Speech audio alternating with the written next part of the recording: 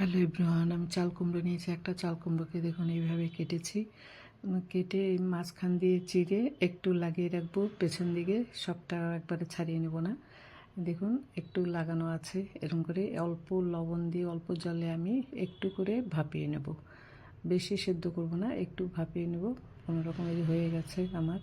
এবার জল থেকে ছাড়িয়ে নিয়ে এদিকে সর্ষে, কাঁচা লঙ্কা, শুকনো লঙ্কা, আদা অল্প, আর বাদাম ভেজে বাদাম ভাজা, এটা একবার লবণ দিয়ে একটু শুকনো করে পেস্ট করে নিলাম।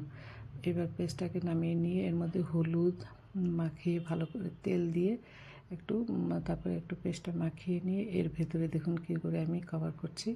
মশলাটাকে এইভাবে একটু মোটা করে দিয়ে উপরে একটু মাখিয়ে নিয়ে হালকা করে দুপাশেই মাখিয়ে নিয়ে এবার তেল গরম হয়ে গেছে। আমি একটা একটা করে সবগুলোকে একই রকম পদ্ধতিতে মশলা ভরে নেব।